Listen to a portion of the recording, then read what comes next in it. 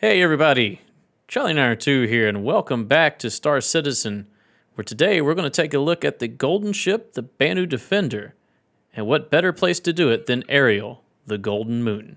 Stay tuned.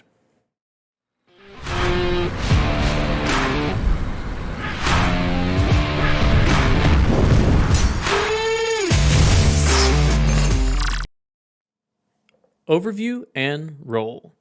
CIG's sales page for the Banu Defender says, "Meet the Banu Defender, a multi-crew fighter whose patchwork design highlights technology from a variety of species. Featuring modest accommodations for its crew and easy access to components, the Defender gets its name from the role it serves, the first line of defense against enemy attacks. That's why the Defender makes the ideal companion to the Merchantman, one to do the heavy hauling and the other to perform the deadly dogfighting." The role of the Defender is light fighter. Its size category is 2, which is small. Its dimensions are 25.5 meters in length, 20 meters in width, and 8 meters in height. Its crew size is listed as a minimum of 1 or a maximum of 2 total crew members. Offense. The Defender has 4 pilot-controlled Gimbal Size 2 Singe 2 tachyon cannons. The Defender has 4 Ignite 2 Size 2 IR strike missiles. Defense. The Defender has 1 Size 2 medium Sucheron military grade C shield, 2 Size 1 small ion burst civilian grade B power plants, and 2 Size 1 small polar military grade B coolers. Mobility. The Defender's top speed is 1,200 meters per second, and its SCM speed is 203 meters per second. The Defender's pitch is 42 degrees per second, yaw is 42 degrees per second, and its roll is 128 degrees per second. The Defender does not have VTOL. The Defender has a Size 1 small beacon military grade C quantum drive. It has a hydrogen fuel capacity of 430,000 liters, and its quantum fuel capacity is 2,750 liters. The Defender's stock quantum drive range is 148 megakilometers. That's enough to make the jump from Port Olisar to Microtech 4.5 times. Utility. The Defender has no cargo. The Defender does have 2 crew beds and 2 weapon rack slots.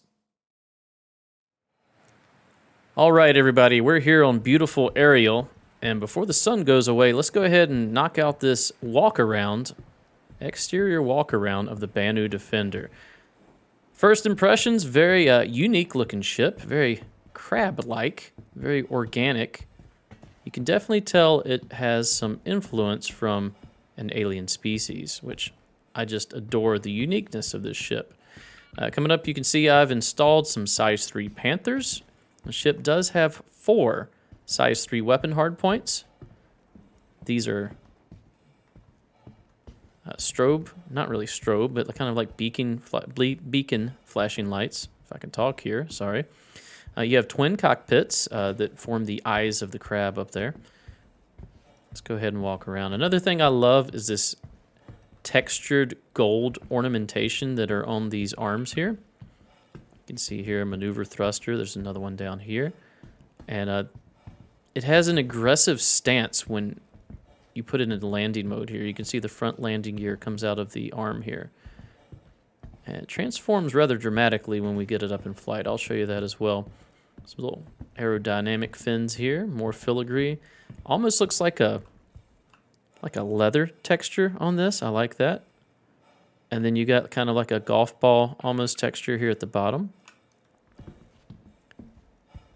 We got 9 minutes to survive, so we got to get inside before 9 minutes. The rear landing gear comes out of the, for lack of a better term, the main body or hull of the craft. I've got a weird effect going on when I get in my ship, so we may have to take off the space to do the interior.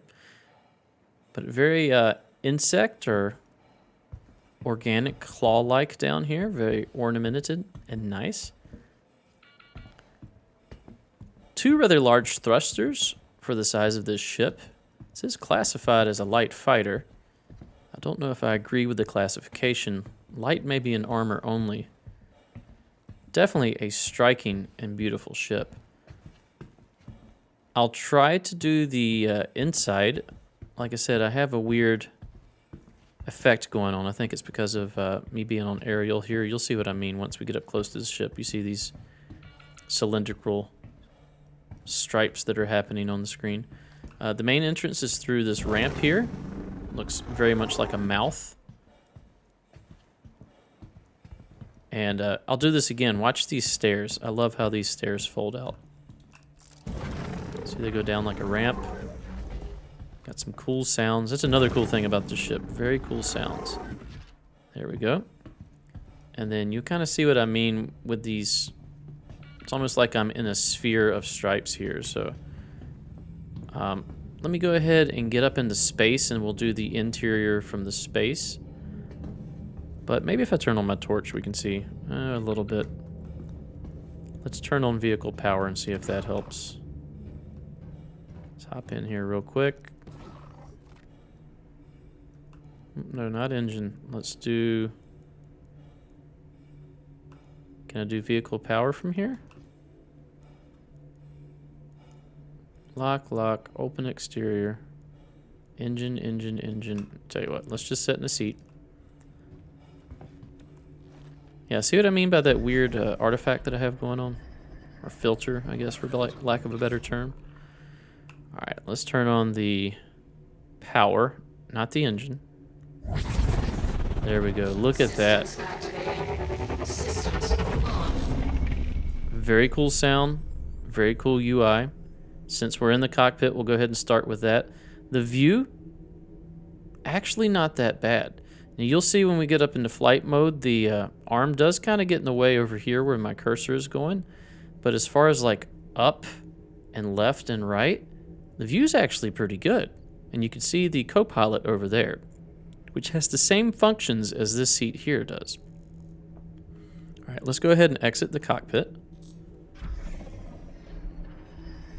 Cool little floaty animation. And we still have that kind of filter going on, but maybe it's not too bad. You can see the seat actually is floating, using some probably Xeon tech there for that. And the interior is very organic, very HR Giger-esque, very alien. I like it. I can see how it could be off-putting to some. I'm going to go ahead and leave the door open for lighting, but yeah. So, a light fighter at that, with an interior. All right, so we got two beds. We got one on this side, one on the other side. I imagine this will eventually be storage. Components are supposed to be back here. It's not accessible yet. Very cool looking. And you have a weapon rack on either side, actually. You got right here for a long rifle. These doors are, you get close to them, they open up. Look at the co-pilot seat. It's the same, just on the right side rather than the left. But yeah, the ability to log out, the ability to have an interior. Whoop, y'all see that? Weird lighting effect. It's an alpha. We're still working through some things. Very cool. Almost looks like as if this ship has a skeleton, like they grew it and then added the mechanical components to it after the fact. Let's go ahead and close this. I love having the ramp up front. You can very quickly get to where you're going. You can easily park. It doesn't take up a lot of space. Quickly hop out of your ramp, go grab a package, go run back into your ramp. Let's go ahead and take her up. And I'm going to show you the transformation.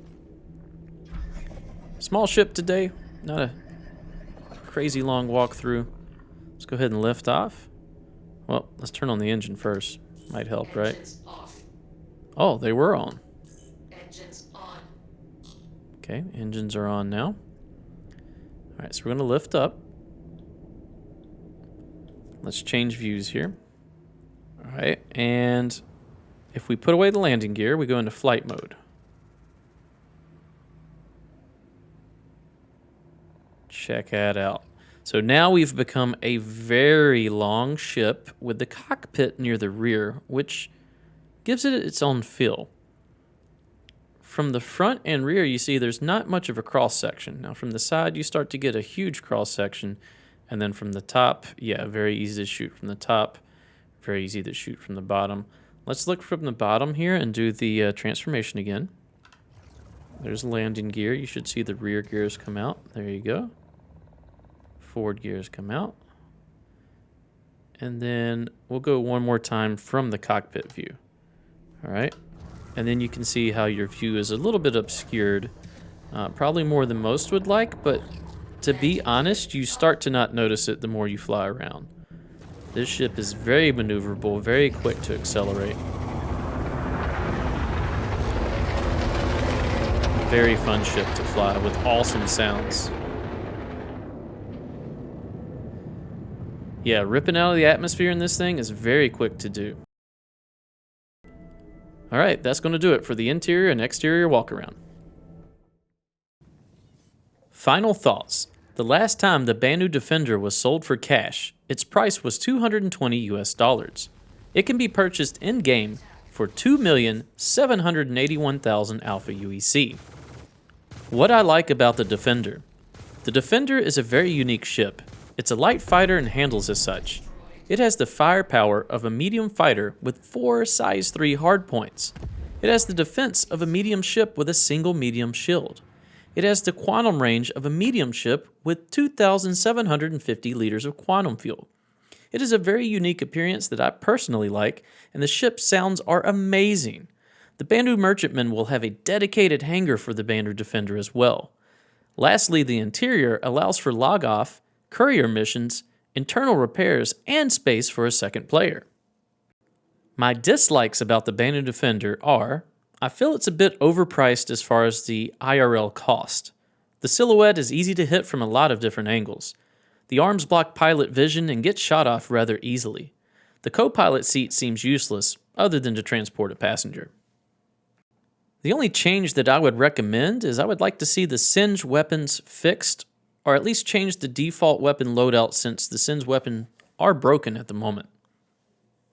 Do I recommend the Banu Defender? Well, if you're interested in a quirky, agile, long-range alien fighter and also want to invest $220 into the game's development, then yeah. However, as always, I would always recommend buying the ship in-game as long as you have the means and time to grind out the 2.8 million Alpha UEC that it'll cost. Hey everybody, Charlie902 here again. Thank you for watching this episode. If you enjoy my content, please consider a like, a comment, and or a subscribe. Stay tuned for the next episode. We'll see you then. Bye-bye.